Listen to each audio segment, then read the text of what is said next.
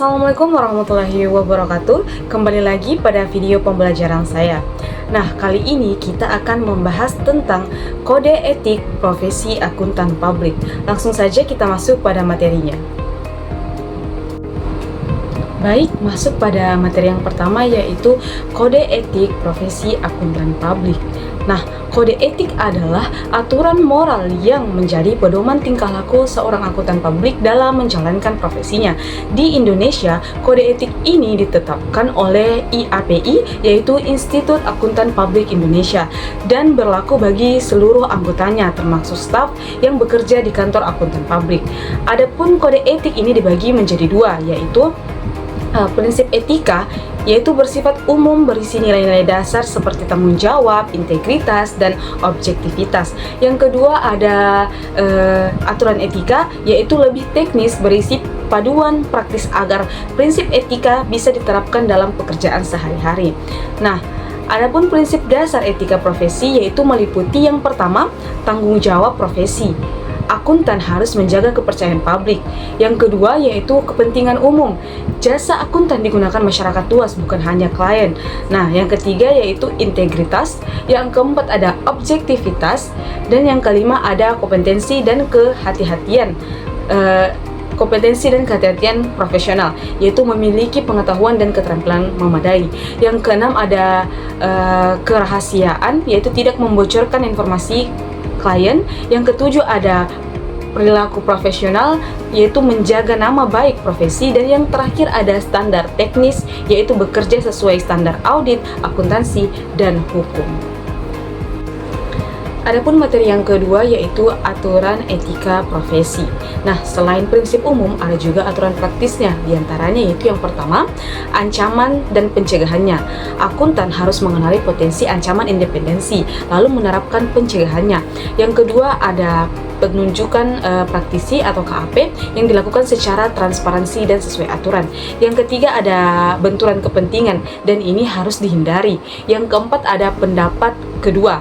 Jika diminta oleh klien, akuntan harus tetap menjaga etika terhadap auditor sebelumnya. Yang kelima ada imbalan jasa profesional.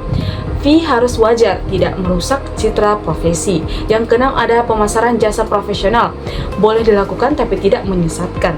Yang ketujuh ada perpindahan aset klien dan tidak boleh digunakan tanpa izin. Yang terakhir ada independency assurance. Wajib independen dalam setiap perikatan. Nah, masuk pada materi yang ketiga yaitu tanggung jawab akuntan publik. Nah, profesi akuntan publik memiliki tanggung jawab besar karena hasil kerjanya digunakan oleh banyak pihak. Di antaranya yaitu yang pertama, kepada klien, yaitu menjaga kerahasiaan informasi, menentukan fee secara profesional, serta memberikan layanan terbaik tanpa melanggar etika. Yang kedua ada yaitu kepada rekan seprofesi, harus ada komunikasi yang baik, terutama saat auditor baru menggantikan auditor lama, yaitu juga menjaga hubungan kerja sama antar profesional. Yang ketiga ada kepada publik, yaitu tidak boleh melakukan promosi berlebihan, tidak menyebarkan informasi yang menyesatkan, dan selalu menjaga reputasi profesi. Adapun materi yang keempat yaitu tuntutan hukum terhadap akuntan publik. Akuntan publik memiliki resiko hukum yang tinggi karena laporan audit sering dijadikan dasar pengambilan keputusan besar. Nah, adapun jenis kelalaian atau fraud yaitu yang pertama ada ordinary negligence, yaitu kelalaian ringan. Yang kedua ada gross negligence, yaitu kelalaian berat. Yang ketiga ada constructive fraud, yaitu dianggap ikut terlibat meskipun tidak secara langsung. Yang keempat ada fraud, yaitu sengaja terlibat dalam penipuan.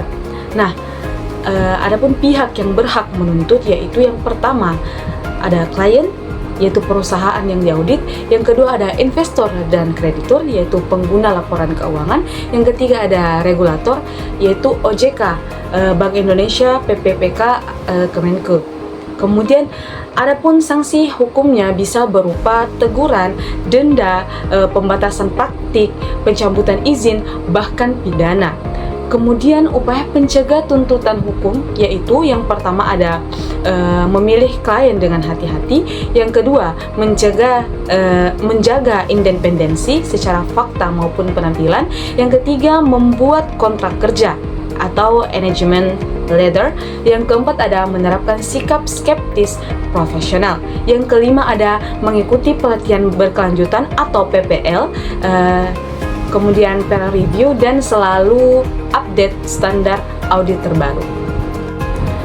Adapun materi yang terakhir yaitu membahas tentang standar audit berbasis ISA.